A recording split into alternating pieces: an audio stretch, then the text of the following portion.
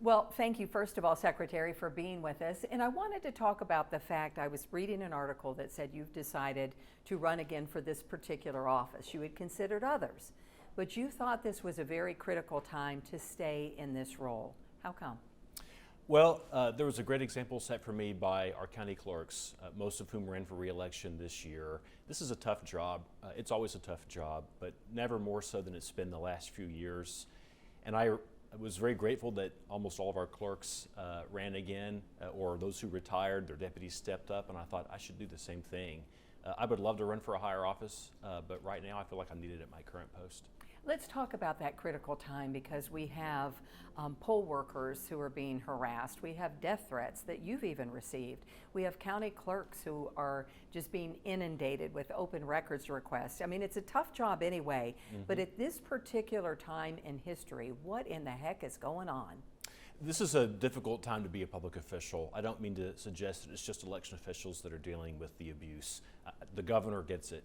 School board members get it. Everyone's getting it right now in public service. But I think the elections are kind of unique because they're so prominent and people feel like the other side is trying to cheat them. And you see this on both sides. I think it's worse on my side of the aisle than it is on the other. But it's a really, really difficult time.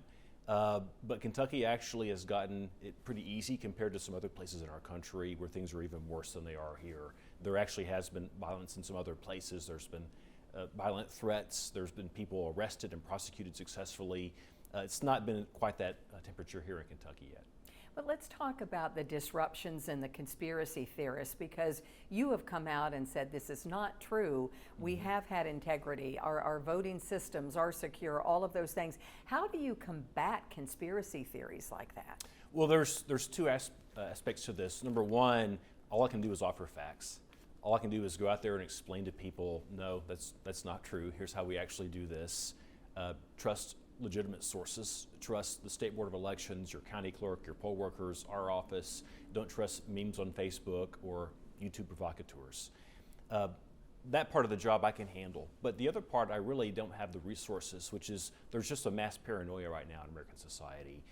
There's an anti-government mindset that anything the government is doing is aimed at hurting you in some way, and the government can't be trusted. We're all the swamp, right? The same people that are paranoid about the elections being stolen are paranoid about vaccines, right? They're paranoid about lots of things. And so when I go out there as a government official and say, no, this is not true, there's a certain element that simply won't believe anything that I say because I'm the government. I'm an incumbent. I'm the deep state or whatever you want to call it. But that's a fringe element. The vast majority of people on both sides of the aisle are open-minded and they want to hear from government officials, and they have doubts, and I don't blame them because they hear a bunch of crazy stuff. They want to know, is this true? Is that real? And it's my job to go out there all day, every day and say, this isn't true, this isn't true, this isn't true, and here's the facts. So leading into this election, how do you feel about things? A, do we have enough workers? Because I know poll workers, finding those are always a struggle. So are we in good shape, do you feel, going into this election?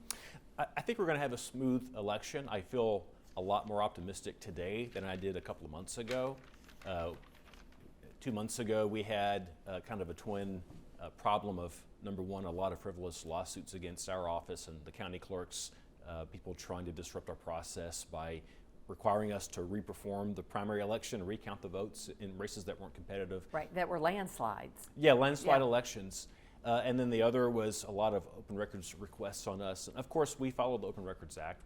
We always do, but we had a lot of requests come in, hundreds of them, demanding records going back many, many years. And this was right when we're trying to prepare for November, and it felt like it was intentionally disruptive. I was going to say disruptors then, and followers of, from everything I've gathered, Mike Lindell, part of it? Yeah, there's a very famous pillow salesman, I gather, in Minnesota who basically, to sell his pillows, he's built a niche marketing program where he makes crazy allegations about our election process and builds loyalty with his customer base to sell them more pillows. And he took shots at our county clerks, took shots at me, and that led to people sending us these requests, demanding all of these records.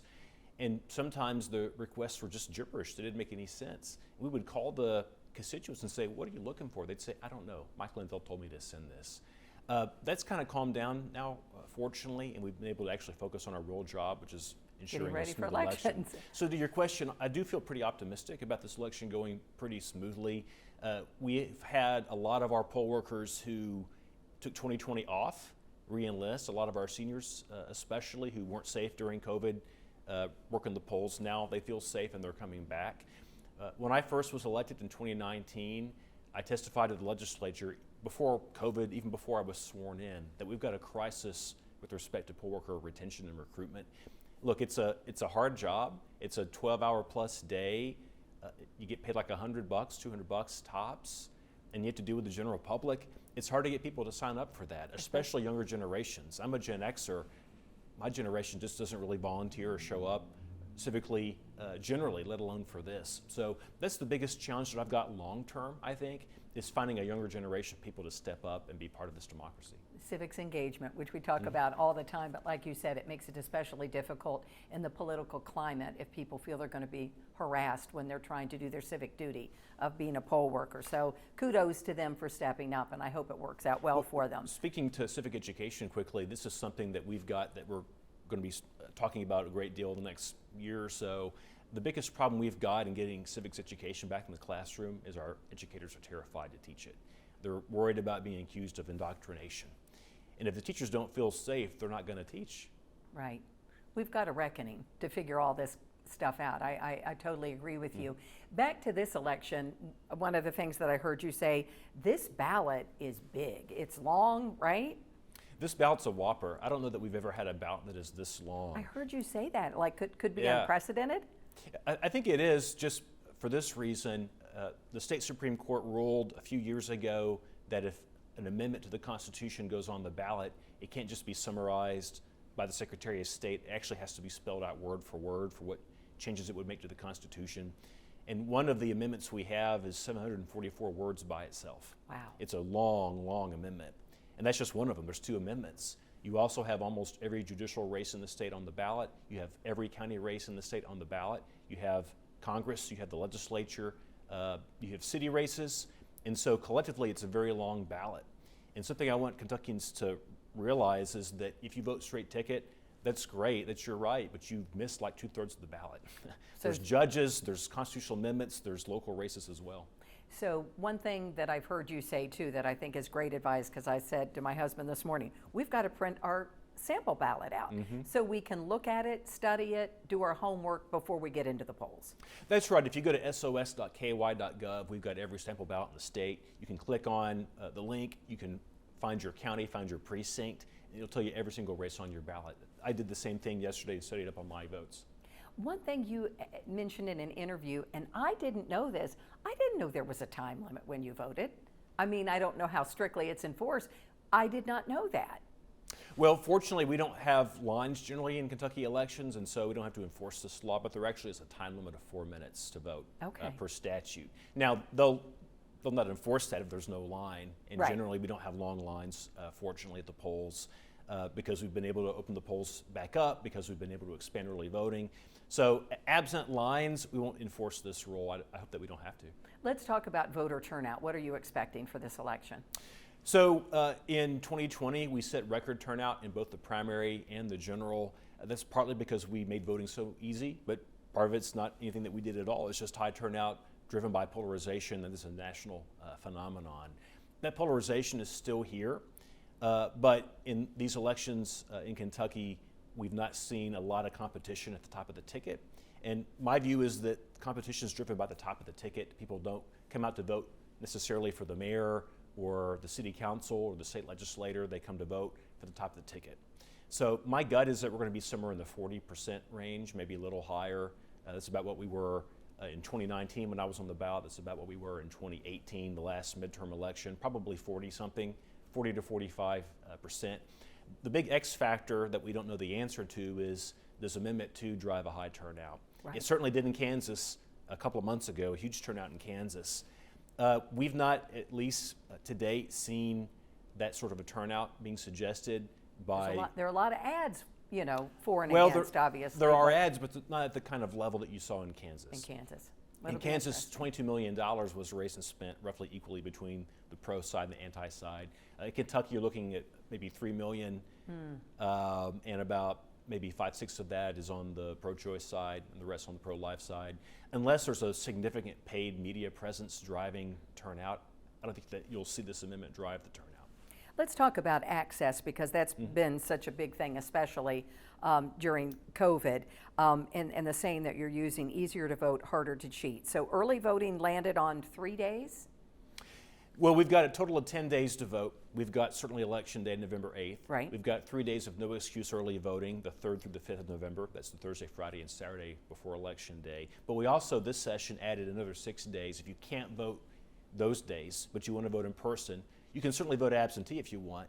But we have certain people in the state that just want to vote in person. We respect that. So we've given them an additional 6 days to vote at the clerk's office. Do you feel that that is enough? I know during COVID we saw a lot of dates, and people will always argue that's not enough, we need more access. Do you feel 3 days is enough? I think it is for our current political culture. Here's why I say that. In the May primary, we went out of our way to promote early voting. We only had a 19% turnout in the primary, and of those people, 13% of that 19% voted early. So we've made it available. If people aren't going to use it, we're not going to go ask for more days. It creates a great expense on our county clerks, a great labor on our county clerks. If people use 3 days and we see lines, then I'll advocate for more days. Okay, so you're just waiting to see what happens with that. Biggest lesson learned since you've been in office? What would it be? Through COVID, through political climate polarization? What would you say has been your takeaway in this office? Kind of a two-part thing. Number one, Kentuckians are very conservative, but not in the way that we all necessarily think. They're not ideologically conservative. They're just very dubious of change, a lot of change real fast. But they're very open-minded. And I think the greatest accomplishment of our office in these last 3 years has been persuading Kentuckians, not just persuading the legislature, persuading policymakers to change stuff, but persuading Kentuckians to utilize it. I'll give you some examples. In 2020, I worked out an agreement with Governor Beshear to expand voting, especially absentee voting, and we got a snap poll back that Republicans were very much against what we'd done. But ultimately, the vast majority of Republicans voted absentee themselves in that primary. And it's because we went out and made the case why it was secure, why it made sense, and they went from being against it to actually embracing it. Same thing with early voting in the general election in 2020. First, they were very resistant. But we went and made the case why it was secure, why it made sense, and they utilized it. And in fact, if Republicans hadn't so utilized early voting in 2020, I don't think the legislature would have made it permanent law. So what I conclude from all that is Kentuckians are reasonable people. They're willing to listen. They'll hear you out. They'll let you make your case. They're not just dug in their ways. There's a reason that we've not had significant reform of education and our justice system and our tax system and all these other things over the years. It's because Kentuckians are resistant to change. But when you have people go out there and make the case, we can actually move the ball on these issues. So I'm hoping your persuasive powers to get people out to vote. What would you say? I'd say, look, the stakes are always high. People like me that run for office, we always say, oh, this is the most important election. This is a pretty important election. We've got a 50-50 U.S. Senate. We've got a House that's very close. The country's 50-50 at this point. And for anyone to be able to govern, they've got to have public support. So go out there for your team. Or if you're in the middle, split your ticket, but in any event, be part of this. Because we've made this available. So many people, 15,000 Kentuckians across the state have worked so hard to bring you this election. Either people like me or people who are volunteering as county election officials and so forth, poll workers. We've worked really hard to make this possible. Please go use it. And final question, what you would say to folks just to give them the reassurance that you are protecting the integrity of the vote? Kentucky has secure elections. We've always had elections that were secure, but I think we've made progress the last few years. We've seen a significant increase in our rating by independent sources. We're now top 10 in the country. There's lots of technical stuff that we do, but I'll give you something that's, I think, more persuasive. I got a lot of kudos for working across party lines with the governor, but we're not unique in that. That's Kentucky's tradition. We've got a bipartisan state board of elections, 4 Democrats, 4 Republicans. We've got, by law, every county board of elections is a mix of Democrats and Republicans. Every single precinct, every place you go vote in Kentucky, every single one of them, there's almost 4,000 of them. Every single one's got a mix of D's and R's that come together to work the polls. That's good for checks and balances. It's also good for optics. People should know that they go to vote And both parties are working together to make the election work seamlessly and fairly. Thank you so much. Thank you.